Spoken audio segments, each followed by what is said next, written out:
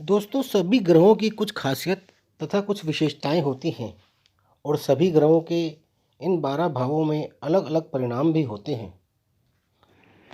दोस्तों, आज हम यहाँ पर राहु के विषय में चर्चा करेंगे और जानेंगे कि राहु क्या है, इसकी हमारी कुंडली में क्या भूमिका होती है, ये हमारी कुंडली में शुभ होता है या अशुभ होता है, कई लोग इससे डरते क्यों हैं, इनको ज्योतिष में पापी ग्रह क्यों कहा जाता है, क्यों इसे अशुभ ग्रह का नाम दिया गया है। जबकि राजनीति में, फिल्म इंडस्ट्री में और पायलट और एयर होस्टेस वगैरह को उनका पद दिलाने में राहु की अहम भूमिका होती है। राहु उनको ये सब क्यों और कैसे दे देता है, और साथ में यह भी जानेंगे कि कुंडली में इसका प्रथम भाव से लेकर 12वें भाव तक किसी भी भाव में स्थित होने पर क्या फल प्रदान करता है। यानी आपकी कुंडली में यदि तीसरे भाव में राहु स्थित है तो उसका क्या फल होगा। करना है कि राहु खराब फल ही देता है, किंतु ऐसा नहीं है। राहु सिर्फ बिगाड़ता ही नहीं है, राहु बनाता भी है। राहु एक ऐसा ग्रह है जो आपको कोई भी फल अचानक से दे देता है। जैसे कहते हैं कि झोली में आकर गिर जाना, और ऐसा फल जिसकी आपने कभी कल्पना भी नहीं की होगी। क्या आप जानते हैं कि विवाह कराने में राहु की अहम भूमिका होती है। जब भी किसी का विवाह नहीं हो रहा होता, करवाता है, आप उस समय की उस व्यक्ति की दशा देखिए, उसमें अवश्य ही आपको राहु की अंतर्दशा, प्रत्यंतर दशा या सूक्ष्म दशा मिलेगी। एक्चुअली में राहु की केंद्र व त्रिकोण में स्थिति बहुत अच्छी मानी जाती है, और फिर उस पर शुभ ग्रहों का प्रभाव है या अशुभ ग्रहों का प्रभाव है वो भी देखा जाता है। 3, 6, 11 भाव का राहु बहुत अच्छा माना जाता है। आपको संघर्ष करने की या मेहनत करने की शक्ति कई गुना प्रदान करता है। वहाँ पर आदमी हार ही नहीं मानता, लगा रहता है। राजनीति का यानी राजपाट का भी कारक है राहु, ऊंचाइयों का कारक है राहु, यानी आपको जीवन में अपनी दशा में बहुत ऊंचाइयों पर ले जाता है। कुंडली में यदि राहु अच्छी स्थिति में है तो आपको तेज बुद्धि वाला, धर्म का पालन करने वाला बनाता है, समाज में मान सम्मान दिलाता है। अंतरिक्ष यात्री, पायलट व एयर होस्टेस की कुंडली में राहु का ही मेन रोल रहता है। कुंडली में पीड़ित राहु जातक को गलत आदतों की तरफ ले जाता है। राहु की महादशा 18 वर्ष की, और यह किसी भी राशि या भाव में करीब 18 महीने तक रहता है। और इसकी खासियत यह है कि यह जिस राशि में होता है उसके अनुसार ही फल देता है, और इसे शनिवत राहु भी कहा जाता है, तो यह शनि के फल भी प्रदान करता है। इसकी अपनी कोई राशि नहीं होती। गुरु की राशि में राहु अच्छे फल देता है, लेकिन यदि गुरु के साथ बैठ जाए तो गुरु चंडाल दोष भी बना देता है और गुरु के शुभ प्रभावों में कमी ला देता है। राहु जिस भाव में होता है उस भाव से संबंधित आपके जीवन में ज़्यादा इच्छा बनी रहती है। आप उस चीज़ के लिए भागते हैं और बहुत कोशिश करते हैं। कभी कभी राहु आपको भ्रमित भी करता है। सभी इलेक्ट्रॉनिक आइटम्स जैसे मोबाइल, घड़ी, laptop, computer, power bank, TV, AirPods, mobile charger वगैरह जो हम ज़्यादातर हर समय अपने साथ रखते हैं, ये सब राहु के ही सूचक हैं। आजकल बीपी, शुगर, पल्स चेक करने की इलेक्ट्रॉनिक मशीन्स हम सबके घर में मिलती है, ये सब भी राहु के ही सूचक हैं। तो हमें इन बातों का बहुत ध्यान रखना पड़ता है कि हम इन चीज़ों से थोड़ा दूरी बना कर रखें। हर समय नहीं तो जितना संभव हो उतना तो ज़रूर रखें, क्योंकि यदि आपकी कुंडली में राहु शुभ स्थिति में नहीं है तो वो चीज़ें आप पर नकारात्मक प्रभाव ज़्यादा डाल सकती हैं। आपकी यदि राहु की महादशा, अंतर्दशा या प्रत्यंतर दशा चल रही है और आप कुछ परेशानी महसूस कर रहे हैं तो आपको भैरव बाबा की आराधना अवश्य करनी चाहिए। आप भैरव चालीसा भी कर सकते हैं, भैरव मंदिर भी जा सकते हैं, आप दुर्गा माता की आराधना भी कर सकते हैं। और जिस दिन राहु ने आपकी कुंडली में पॉजिटिव प्रभाव देने आरंभ कर दिए, उस दिन आप कहां से कहां पहुंच सकते हैं। केंद्र व त्रिकोण का राहु अपनी दशा अंतर्दशा में आपको राजयोग प्रदान करता है। यदि राहु किसी ग्रह अथवा ग्रहों के साथ युति करता है तो उसे ग्रसित भी कर लेता है। किसी भी कुंडली में राहु मन की स्थिति से संबंधित होता है, जो कि किसी के उत्थान या पतन का कारण भी हो सकता है। बृहस्पति की राशि में और बृहस्पति से दृष्ट राहु अच्छा माना जाता है। राहु केतु आपकी कुंडली के योगों के प्रभावों को बहुत बढ़ा सकते हैं। आइए जानते हैं कि विभिन्न भावों में राहु के होने का क्या परिणाम होता है। राहु जब किसी जातक की कुंडली में प्रथम भाव में यानी लगन में होता है और यदि वहाँ पर मेष, सिंह या धनु राशि होती है तो जातक चरित्रहीन, स्वार्थी, अड़ियल व घमंडी हो सकता है। कर्क, कन्या व मकर राशि में होने पर बहुत ज़्यादा शत्रु देता है। ऐसा जातक चोर भी हो सकता है। यदि यहाँ पर वृषभ या वृश्चिक राशि है तो वह अपनी पत्नी व धन के मामले में विश्वास पात्र नहीं होता। पहले भाव में जब राहु होता है तब जातक को राहु की दशा में अपनी पत्नी व पार्टनर के प्रति सावधानी रखनी चाहिए।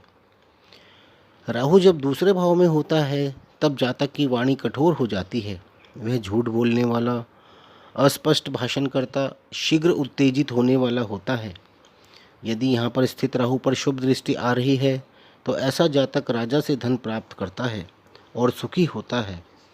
और यदि द्वितीय भाव में स्थित राहु पर अशुभ दृष्टि आ रही है तो जातक धोखेबाज, मन में छल कपट व उसकी प्रवृत्ति अनैतिक तरीके से धन कमाने की होती है।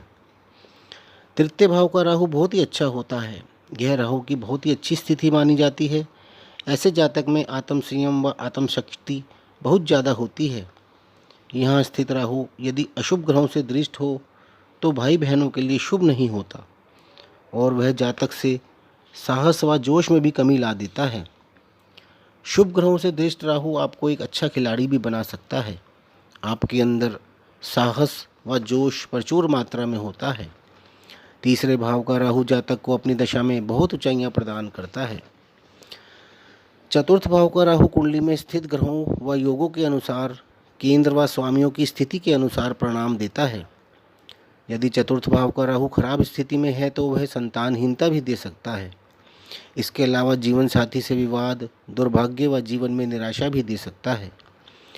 चतुर्थेश के साथ स्थित होने पर इसके प्रभाव शुभ नहीं होते। शुभ ग्रहों के साथ स्थित होने पर चतुर्थ भाव के शुभ परिणाम होते हैं।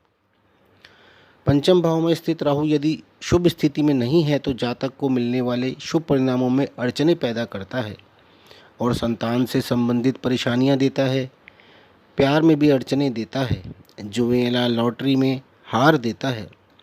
और यदि यहाँ पर स्थित राहु शुभ स्थिति में है तो इस भाव से संबंधित शुभ फलों की प्राप्ति होती है, क्योंकि यह त्रिकोण भाव है जिसे हम लक्ष्मी स्थान भी कहते हैं।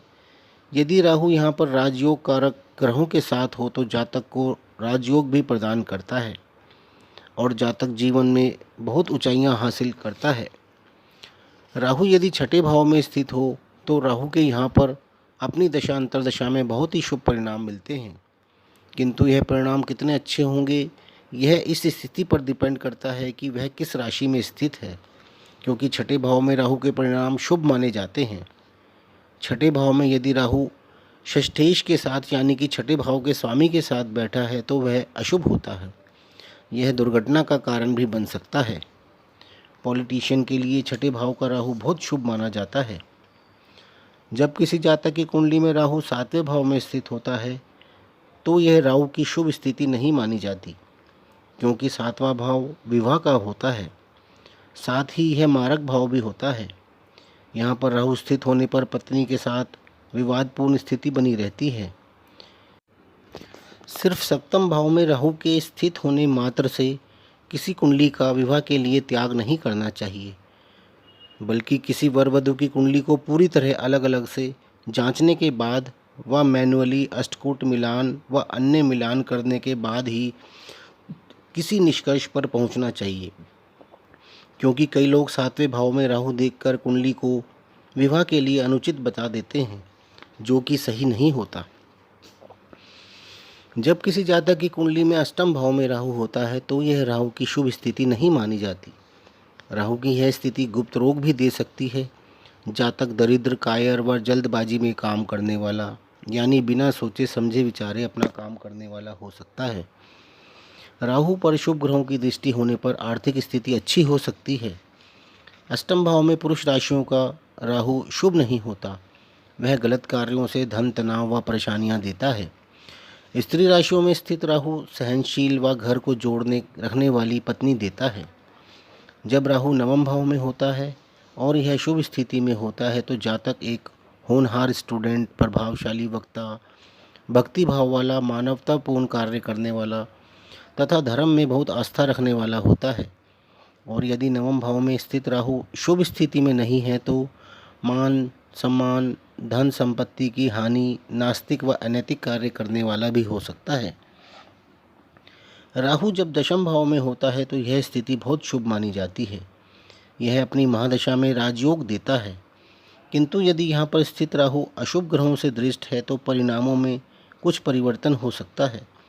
जबकि राहु की स्थिति शुभ होने पर जातक सत्यवादी, ईमानदार, शिक्षित, परिश्रमी, सम्माननीय और एक बहुत ही अच्छा व्यक्ति होता है। उस पर भरोसा किया जा सकता है। यदि यहाँ पर स्थित राहु कमज़ोर व पीड़ित अवस्था में है तो जातक बेईमान, बहुत ज़्यादा बातूनी, खर्चीला, घमंडी व अहंकारी हो सकता है। राहु जब एकादश भाव में होता है तो यह स्थिति भी राहु की एक बहुत ही शुभ स्थिति मानी जाती है। यहाँ पर स्थित राहु जातक को आकर्षक व दयालु भी बनाता है। वह अपने भाई बहनों में या तो सबसे बड़ा होगा या सबसे छोटा होगा, या हो सकता है कि वह अपने माँ बाप की अकेली ही संतान हो। ऐसा जातक विदेश में निवास करने वाला भी हो सकता है। ऐसे जातक को अक्सर अपने प्रथम पुत्र से कम खुशियाँ प्राप्त होती हैं। एकादश भाव का राहु जातक को धन संपत्ति का सुख भी प्रदान करता है।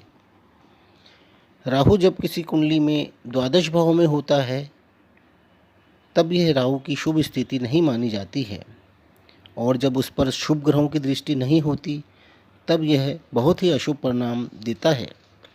जातक हर तरफ से समस्याओं से घिरा रहता है। राहु की दशा में पत्नी से विवाद व संतान से भी विवाद बढ़ सकता है। ऐसे जातक की धर्म के प्रति रुचि नहीं रहती, वह अपने निवास से दूर ही रहता है। कई बार ऐसा जातक विदेश में भी निवास करता है। इस प्रकार आप अपनी कुंडली में राहु की स्थिति देखकर अपने बारे में काफ़ी कुछ जान सकते हैं, और यह भी देख सकते हैं कि राहु आपकी कुंडली में शुभ स्थिति में है या अशुभ स्थिति में है, और आप उसके अनुसार अपने उपाय भी कर सकते हैं। तो दोस्तों, आपको ये हमारा वीडियो पसंद आए तो इसे लाइक कर लें और हमारे चैनल को सब्सक्राइब कर लें। धन्यवाद।